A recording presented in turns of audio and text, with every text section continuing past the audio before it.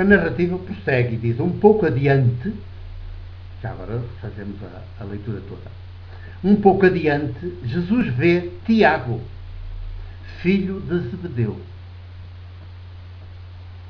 Aqui já põe um pai. E João, seu irmão. Outra vez irmãos, mas com um pai. E diz que estavam no barco a consertar as redes. Não estavam propriamente a trabalhar, o trabalho era pescar, mas estavam a preparar o trabalho, a consertar as redes para poderem pescar. Também já era trabalho. Embora um trabalho menos, ainda não era produtivo, era de preparação. Mas estavam no barco a consertar as redes e chamou-os. E eles deixaram no barco o seu pai Zebedeu com os assalariados e partiram com ele. Aqui há uma diferença substantiva em relação aos dois primeiros. Os dois primeiros são Simão e André, dois irmãos pescadores. Não se faz referência nem a pai, nem a barco próprio. Eram pescadores, mas, portanto, como não têm barco, eram pescadores por conta de outrem. Eram assalariados. Eram mais pobres. Eram proletários, digamos assim, na linguagem do nosso tempo.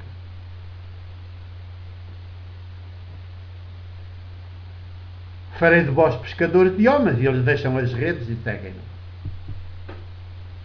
Deixaram o patrão e foram-se.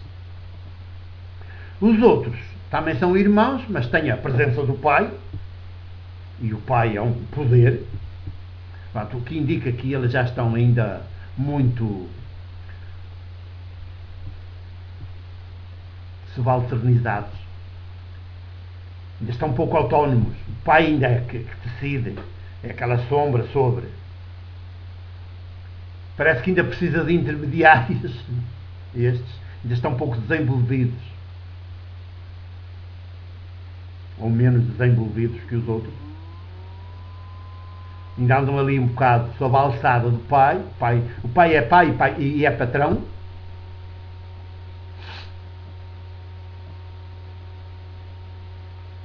E isso talvez indique que eles estavam a consertar a rede, portanto estavam menos ativos, porque a presença do pai condiciona. Chama-os. E então aqui está uma decisão radical. Deixam no barco o seu pai Zebedeu. Cortaram o cordão umbilical. Para se poder ser autónomo é assim. Tem que se cortar esse cordão umbilical que nos une, nos liga ao pai, também à mãe, mas o pai é que é poder. E então naquele tempo, o patriarcado, o pai é que gerava, era mesmo o cordão umbilical do pai, que era preciso cortar. E deixam também o barco. E deixam os companheiros assalariados, os trabalhadores, isto é, que andavam contratados pelo pai Zebedeu, tinha uma pequena empresa de pesca, a tomar esta letra, era uma pequena empresa de pesca, e eles deixam a empresa, deixam o pai, deixam os empregados do pai, os assalariados do pai, deixam o barco e vão-se embora, vão com Jesus. É bonito. Não é romântico, não. Nem eles estão a saber na que se estão a meter.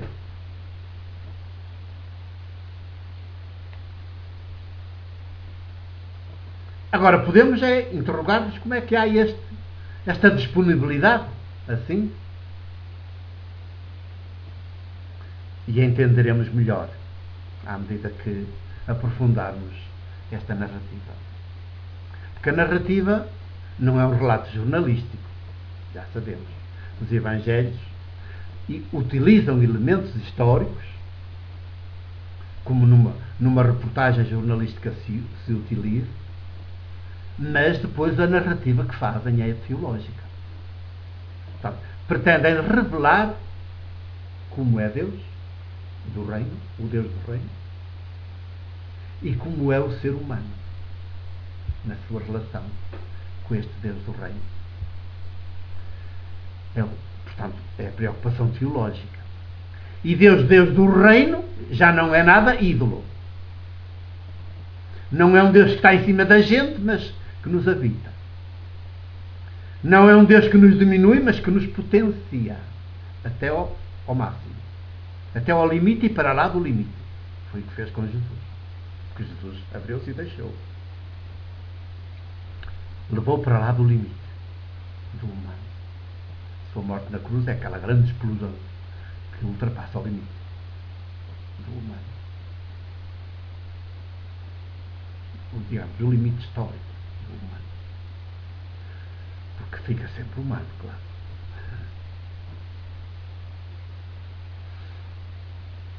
A narrativa é teológica, com elementos históricos.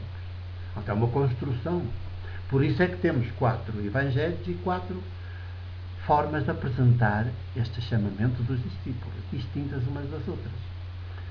Por sinal, Mateus é muito semelhante, acho que é isto, a esta narrativa. A única diferença que faz, a grande diferença que faz, é que diz: vê-o Simão, chamado Pedro, acrescenta isto, e André. Vê-o Simão, chamado Pedro. Já diz que Simão se chama Pedro, também, que era conhecido por Pedro. O que é até um pormenor curioso, porque, ao contrário de toda a tradição que as igrejas têm, as igrejas cristãs, também a católica, quem pôs o nome de Pedro a Simão, que foi Jesus, e na narrativa de Mateus, isso aparece com toda a naturalidade. Simão, também conhecido ou chamado por Pedro. Portanto, é porque na linguagem lá entre os pescadores, na sua terra, na Galileia, Simão era conhecido também por Pedro. Isso já tinha um sinal. Se era Pedro, Pedro quer dizer pedra, e isso é um apelido pouco abonatório para Simão. Dizer que era casmurro. Era comum para pedra. Aquilo por onde ele virasse, quando dissesse que o branco era preto, era preto. Era casmurro. Então é daqueles tipos difíceis de vergar. Para seu bem e também para seu mal. Não era como um menino. E Jesus vai-se ver grego. Isto é uma expressão do nosso tempo. Vai-se ver grego com ele.